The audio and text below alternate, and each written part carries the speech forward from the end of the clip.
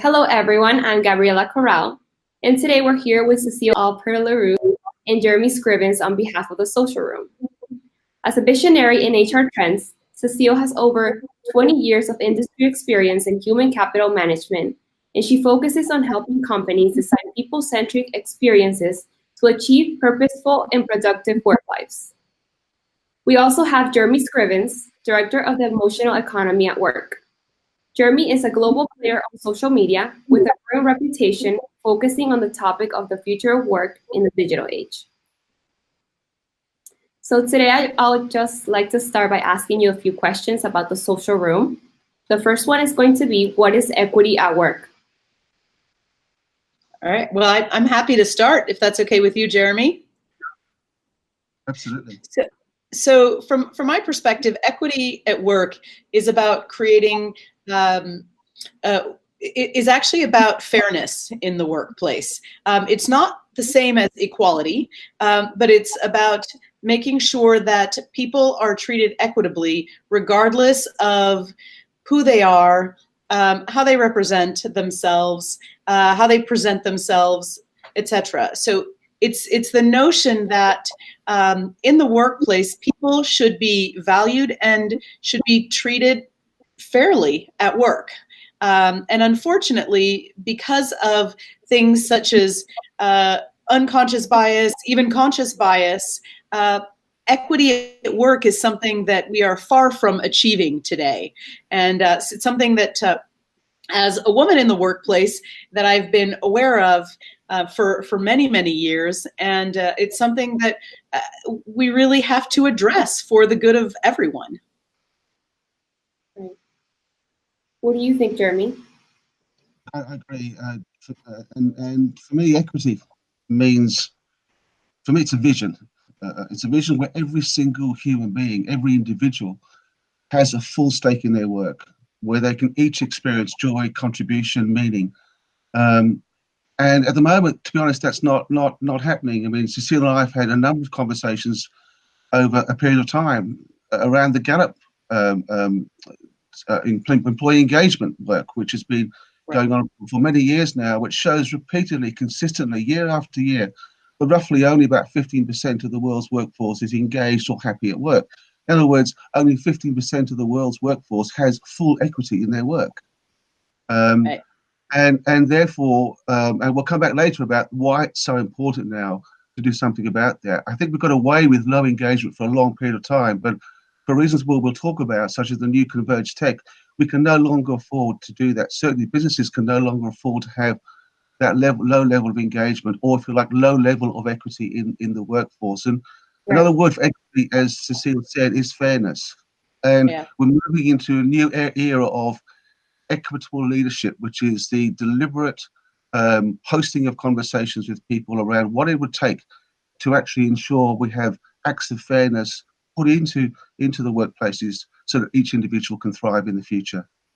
Right. And one thing, actually, if I could just add on to that, is that I think so often when we talk about equity at work, people's minds immediately go to pay equity.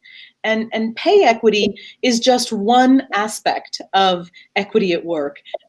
Too often we focus on that reward side of the equity puzzle, but so much also goes into providing access or equitable access to new opportunities, to having the wide world of possibility open to everyone, not just one kind of person in the workplace.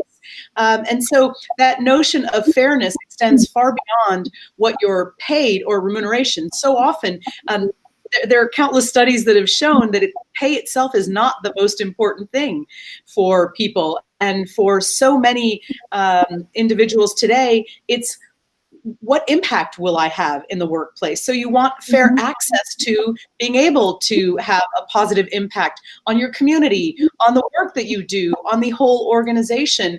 And so it's not just about pay. I want to make that very clear, because we often go right there and immediately a lot of organizations and HR leaders in particular will then say, we can't get into that, although it's being legislated in some parts of the world. UK, for example, but in many instances, there's this whole notion of I don't want that to be discoverable because then I'm going to have to address it. So it goes far beyond that. And to take that thing further, money has been used to what Cecile and I would call to motivate people extrinsically from outside in. But the people who are engaged at work, people who have true equity, are engaged from their hearts inside out. It was Daniel Pink a few years ago said it was critical that we pay people enough money to take the issue of money off the table, so we can then switch the conversation to the really important question: is how can we make a difference in the world together? Right. And because there's so much to it, it's not just one small thing. Why do you guys think this is so important today? Jeremy, go have at it if you want to start that one off. I think we have plenty to say here. Yes, that's fine. I think there are three themes that in thinking about this question. I think the first is this idea that we're moving into the age of what we might call the convergence of the technology. So I'm not a techo, but I do understand and have spent time thinking about what this new tech means. And what's different now is that the new technology is converging. Converging means to bring everything together to a whole. Now, for many years, the tech has actually been trying to integrate from the parts. So tech will be used to solve a particular problem over here. You get one application or one piece of software, and then something else will be done over here. And then the engineers and the software guys had to try and bring it together. That's not what we're talking about. We're talking about an age of convergence where the new tech is bringing data and information together from the whole, so we can see things from the whole. And what we now know about innovation is that innovation requires the ability to see from the whole. And it was Klaus, and with that becomes an enormous power and an enormous potential. Klaus Schwab, the chairman of the World Economic Forum, has said this new converged tech, sometimes called the fourth industrial revolution, has the ability to do extraordinary, wonderful things for humanity, or it can decimate our human systems. It depends on how we use it. And I call it how we use it and how we approach it first stream and second stream. First stream is where we use the tech to continue to give the tech and the data in the hands of a small group of people, the marketing guys, the experts, the top-down leaders, which is an inequitable situation. Or use the tech to put this into the hands of every individual and then bring them together from who they are, and they can have a conversation and share in the co-creative work to imagine and create a future. So the converged tech now forces us, I think, in our organizations to recognize we have a choice as leaders as to which path we're going to use the tech for. The choice is ours. Secondly, war on talent. We live in an age now where we have a generation, Gabby, your generation, I call you Generation G, wired for global. You've been wired on smartphones since you can remember. You're used to collaborating. You're used to using analytics on your phone. You're used to searching. You're not limited by the strictures of one single organization or a narrow definition of job. And you want to be engaged in global issues around what we call life work. Life work means that when I was in the workforce as a generation, as a baby boomer, we separated life from work. We didn't talk about causes, social good causes. We separated it. We focused on a narrow view of work, which was a job description. Your generation will not tolerate that. So I think that your generation, the aspiring youth of the future, it's about engaging your generation to embrace the tech, embrace the new converged data, and then to create cultures which, through intentional acts of fairness or equity, to ensure every single human being can play in that journey to create a better future for humanity, as well as the experience of life work. And thirdly, innovation is at the heart of business. And so when I was younger, the idea that you had some companies that were into operational efficiency or effectiveness, others were into innovation. But now every company needs to be involved in innovation, which means we need to release that creativity. So innovation, creativity, war on talent, being successful, engaging the young talent. Many companies are investing hugely in the new tech.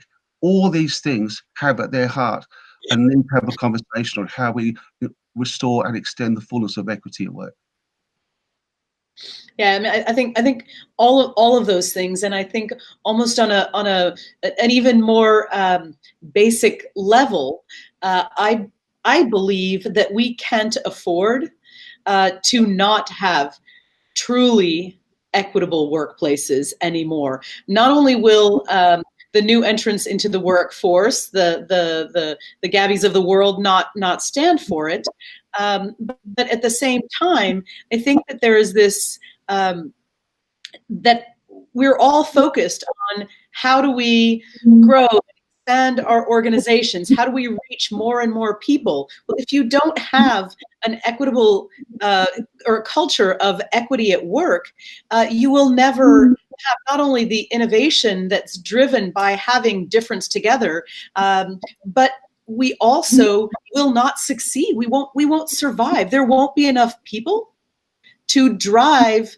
the growth and the expansion that so many organizations are looking for.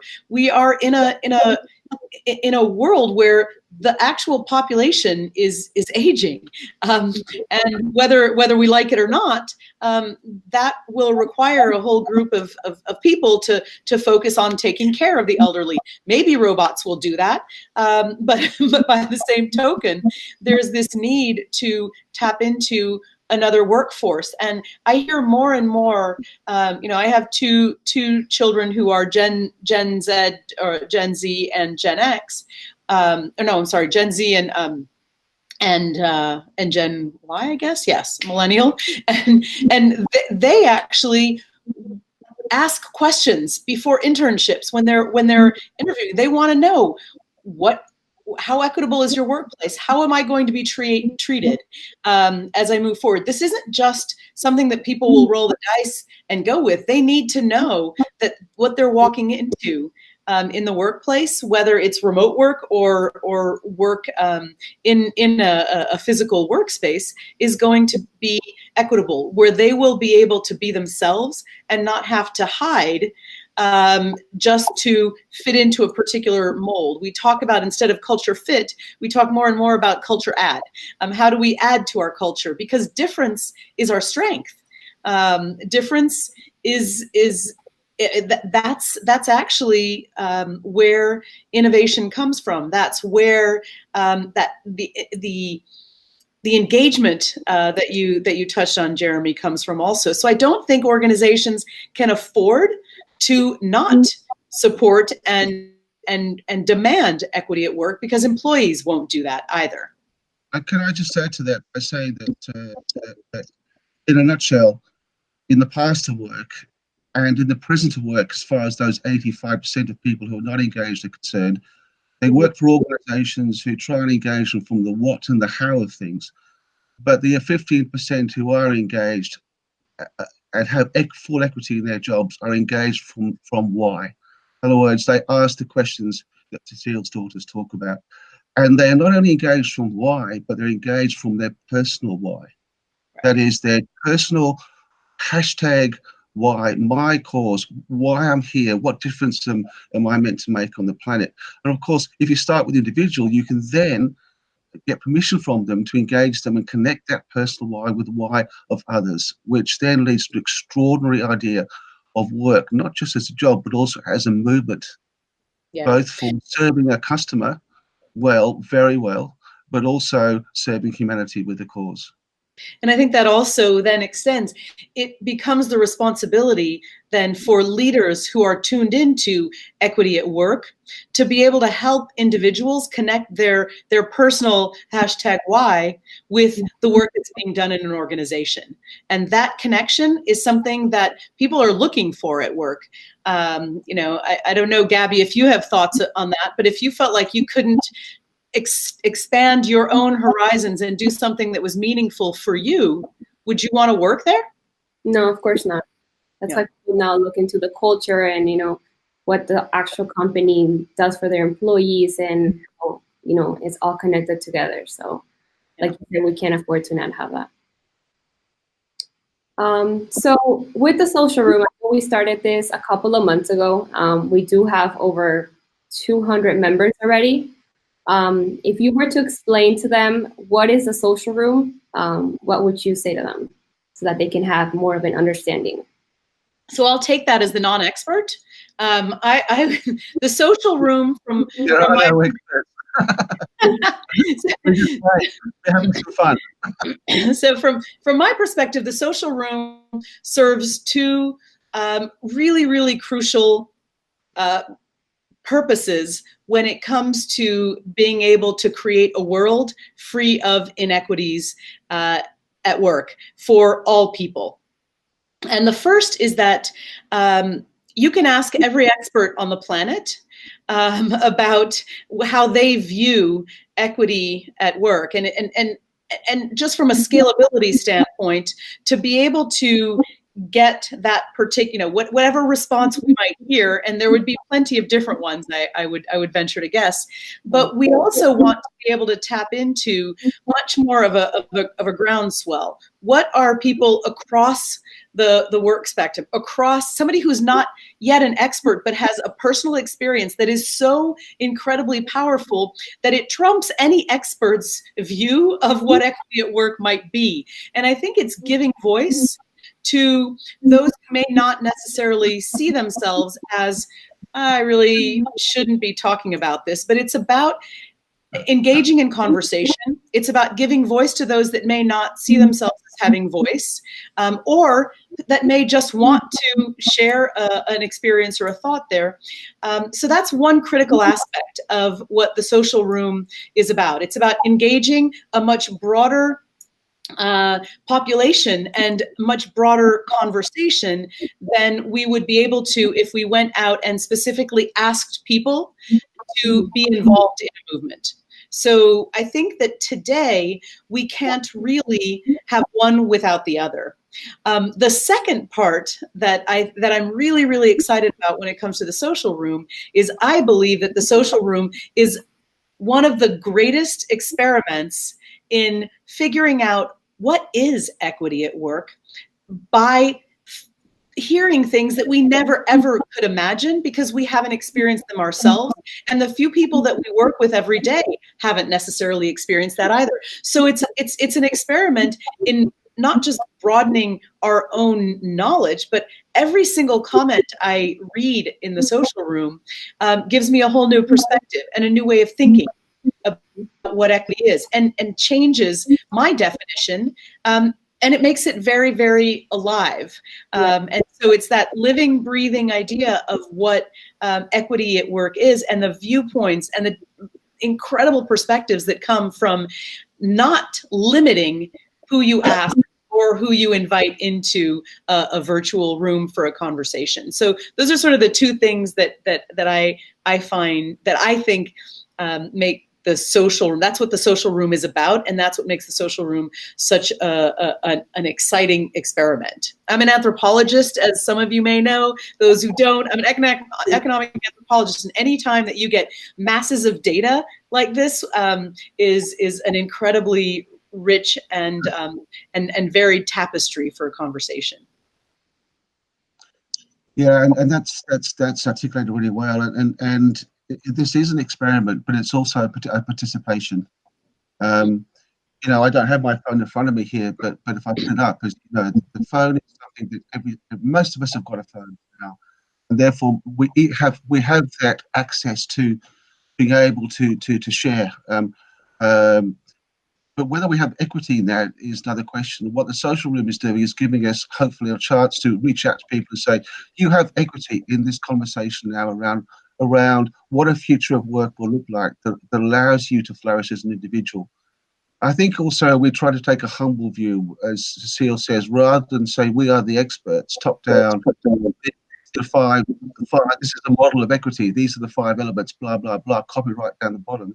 You know, we're not doing that because we believe that there's all sorts of things to be unearthed. Now, from so the social room really is the structured, deliberate use of a variety of social media platforms, constructed by a host team that come together to start up and to host a conversation around topics which matter to them as individuals.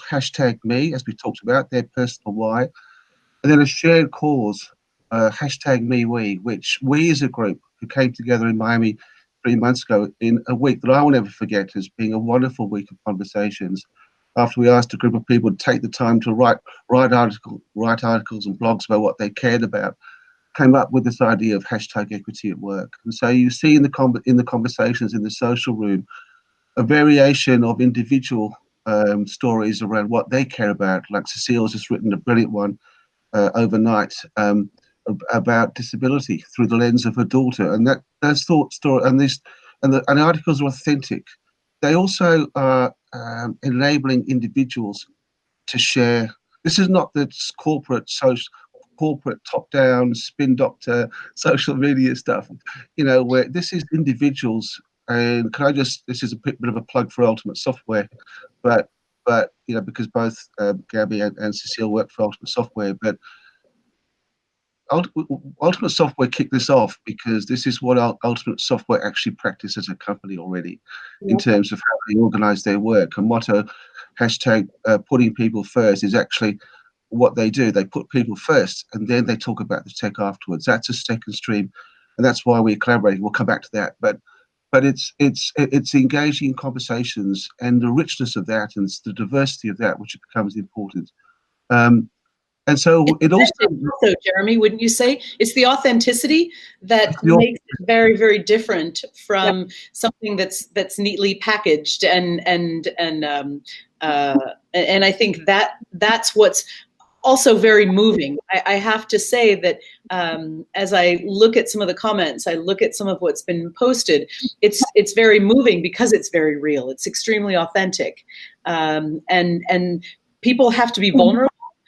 And it's that vulnerability that taps into something that you just don't find when it's a curated piece of content, when it's a curated article or a white paper about inequity or disability or anything of that nature.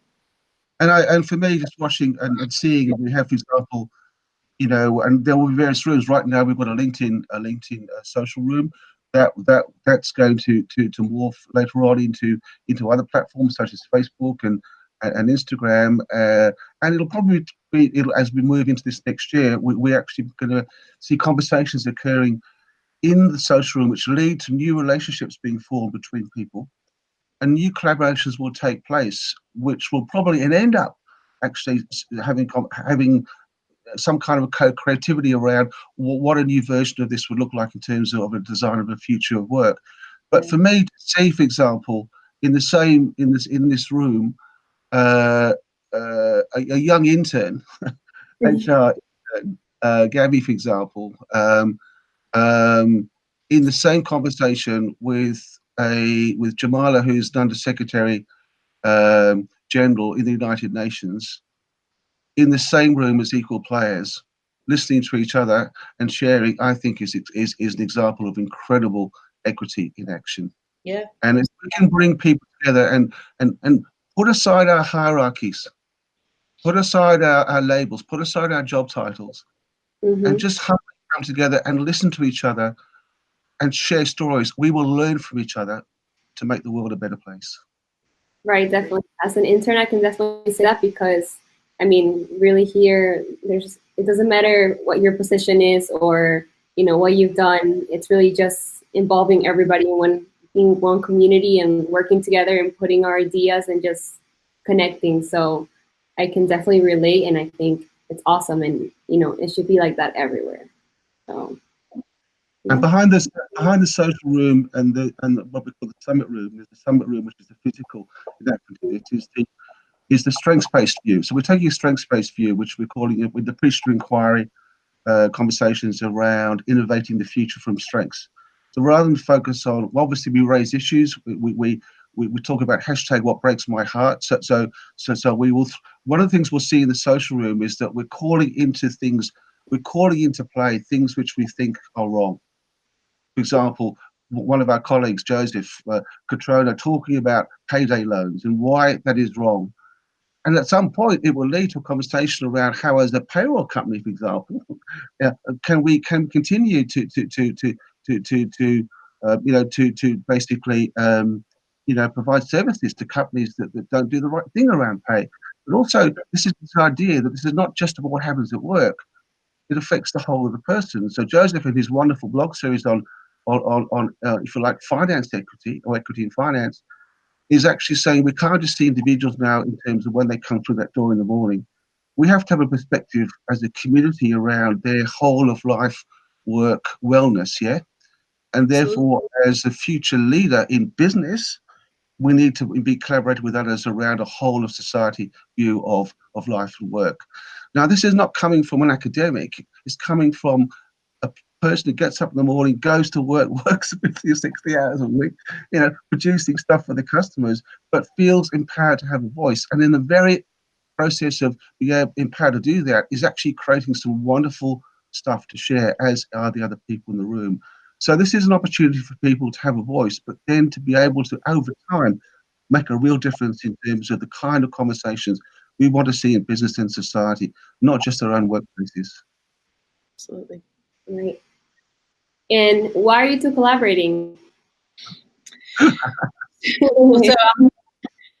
So we have this fantastic colleague named Trudy Wonder, who is a natural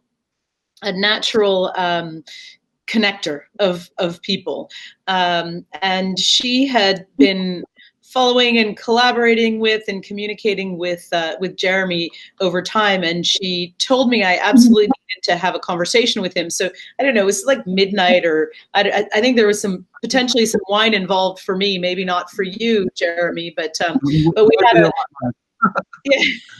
we had a conversation, and we realized that there were so many things that we agreed, some things that we disagreed on, but there was so much that we were passionate about. We had shared a shared passion about the future of work, but of shaping the conversation and the future of work itself, not just sitting back and observing it, but making something happen.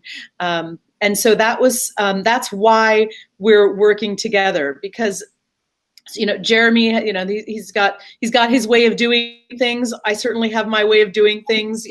I interviewed him for my book that I published not that long ago. But interestingly enough, we have this, that we share a common passion to make work for people, not just. And then in so doing, makes not only the world a better place, but also makes businesses better places. So it's sort of this virtual cycle that I think we both believe strongly in. Plus, he's a really good guy who is, despite the time zone difference, we actually have been able to make it work. It's 8 a.m. for him, but yes, I know. That's awesome. Well, sometimes I remember I do live in Melbourne, but it's interesting that why are we collaborating? Because I like to work with authentic people. I like to work with people who practice what they say, what they talk about, and Trudy Wonder that Cecile mentioned is a social native. I'm a social native. So is Cecile. Social native means we practice these conversations and we're out there in the social room. And she became aware of some of our conversations. Was actually about the brain cancer of my son, his journey, his struggle with brain cancer, and she had a family history of brain cancer, so we connected around a cause. And she reached out to me at a time, wow, when it was tough. And my son's still alive, thank God, which is he's flourishing now. But not many people survived with brain cancer like that. And so we reached out to each other in the social room, which we didn't call it that in those days. And then we began to explore more about what we're doing. And I began to see that in a nutshell, Ultimate Software was what I call a second stream company. That is a practice putting people first. And that to me is my calling. I get up in the morning to work with people, organizations who care about a future work which does put people first and uses the tech to do the things we talked about, converging through the lens of each individual. But also it's about this too. Cecile is a global thought leader in many things. Future work is one of them, but she is a particular, if you like, again, you and I need to be careful about using terms like experts and authority now, because we just said we don't.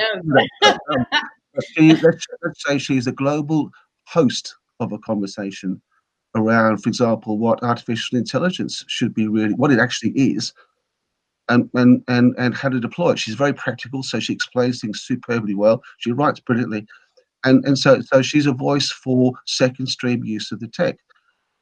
And I am a voice in different areas around culture and around engaging strengths.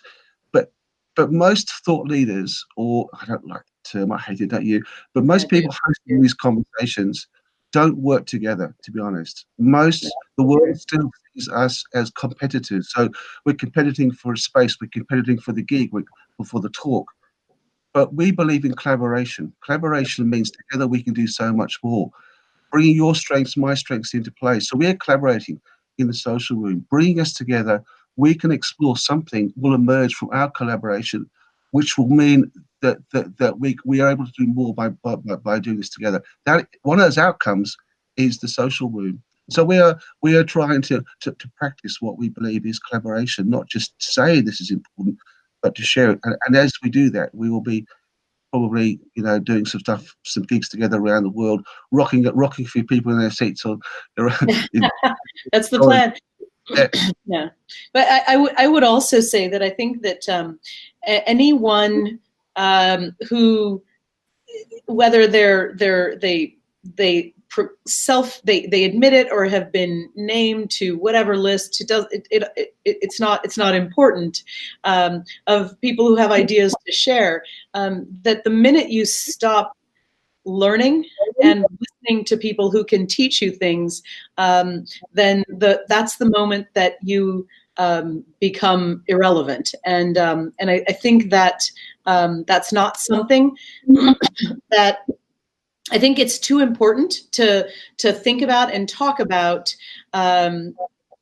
what we need to do to make the future of work better. And I think Jeremy has tapped into, there's some remarkable work in particular in cities, and working with civilian populations and bringing them in.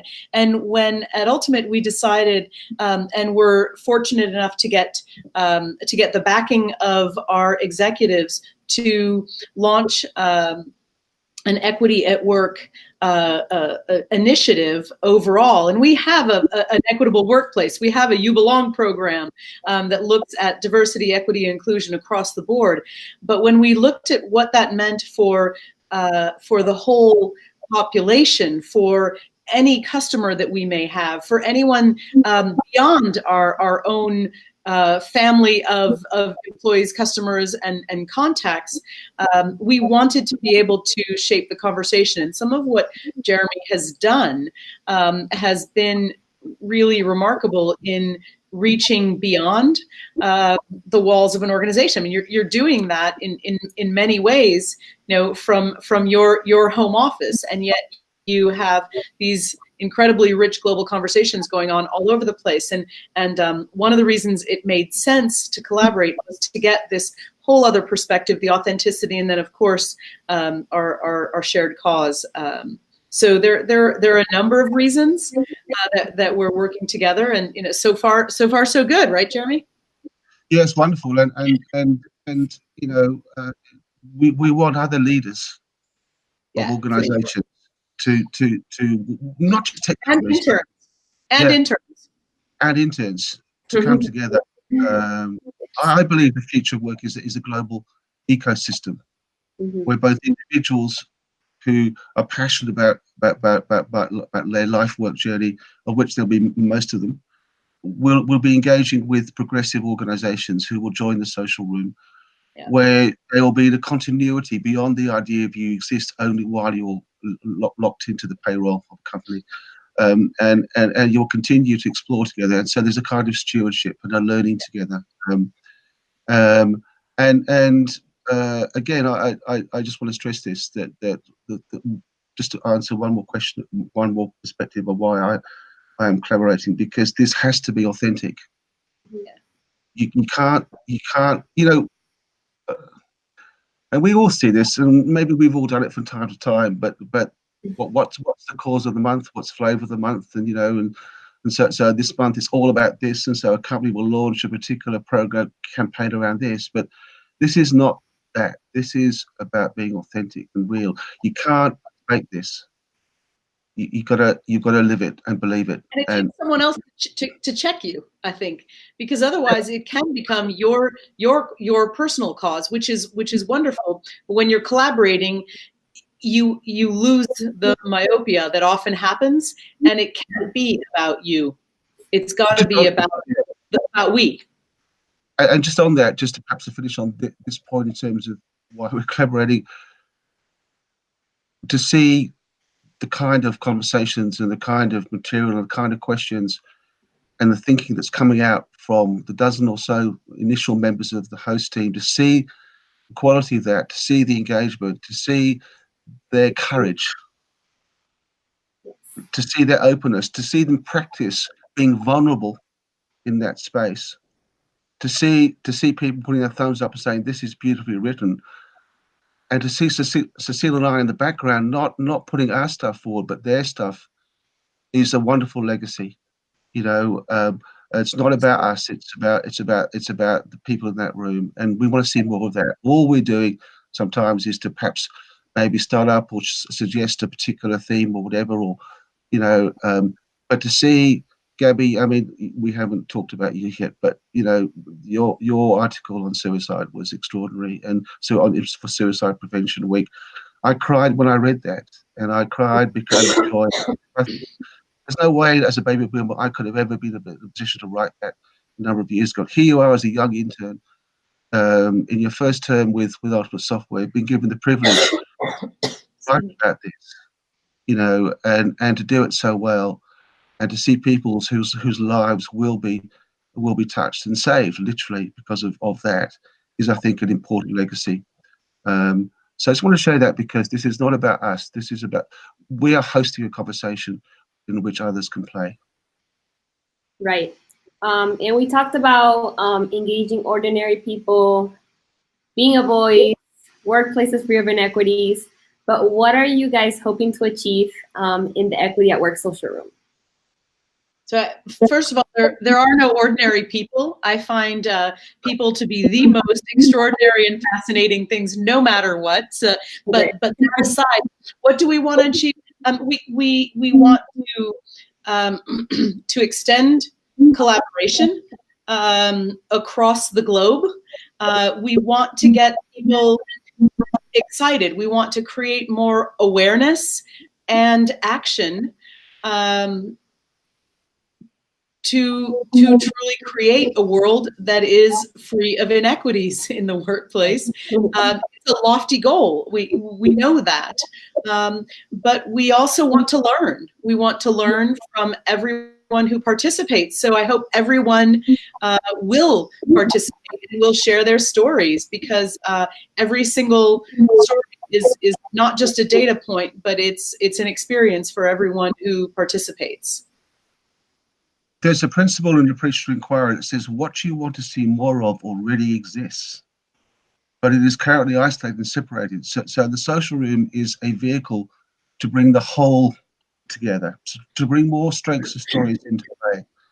And from that practically will come over time, actual physical events where people will come together and they will create things like a set of working principles, which Cecile and I have talked about. There is no set of working principles, quite frankly, for the future of work. No one has one yet, or let alone equity in the workplace. These are the kind of things that we would see emerging for that. But it won't be the Cecile and Jeremy show. No way. It'll be the people themselves in the social coming up with this as a working set, which will continuously morph as we experience this. There'll be stories that will emerge. We'll see the stories emerging of what equity at work looks like in its fullness. And we will see people coming together as a community to both be together as well as do well together in the future. Right. Sorry. So one other thing I think is it's one thing that I hope that will also emerge, and I think it's already happening, is we want to humanize humanize the workplace, because with so much automation and digitization happening and on the horizon, there's an aspect of support that comes from collaboration and from the kind of openness that we are embracing here, that will lead to truly better experiences for people across the board. In the Industrial Revolution, of course, life is not black and white. There are good things and bad things, but there are consequences. The Industrial Revolution, which started up 300 years ago, it produced mass production, which helped humanity in many different ways. One of the challenges is that it took people away from the idea of work as community and life together, and put people into these soulless factories, and where the tech then got used to serve the machine. Yeah. So tech came first. So you think about the organization as being the factory, the machine that the people operated. So people weren't called people in the Industrial Revolution. They were called operators of machines. You can still go into our wards now and our classifications of jobs and see machine operator grade 1. They still exist. So Gabby, I'm sure you don't want to be known as machine operator grade 1 in the future. There's so much more to you than that. So I think what I think this does also, it brings together the idea of work as the equity of work is in a strategic sense, but also the experiential sense, the idea of restoring community, the idea of being part of something, a sense of belonging, as well as making a difference together. Work as a broad idea as community. And in community, the preface co in community, CO means together, it also means equal. So in there, every individual can thrive and feel part of a family. This is actually about the idea of a family, where every player is a treasured member of that family. And you know, I heard I was interviewing a young high school student last year who was a recipient of an Athena scholarship that the Ultimate Women in Leadership group was sponsoring. And she said, the interesting thing about technology, and this was her reason why she wanted to go into technology, is that technology was designed to make our lives easier. And in many cases, it has isolated us. And with the social room, our goal and what we hope to accomplish is to bring community back and rehumanize tech for people, for the people. It's been a pleasure to have you both here. Thank you so much for your time. This was amazing, and I hope that everybody joins the social room and wants to be part of our amazing community and wants to just overall be a change in the workforce. So thank you so much for your time. I really appreciate it. I hope you all join. Thank you, Gabby. Thanks. Thanks, Gabby.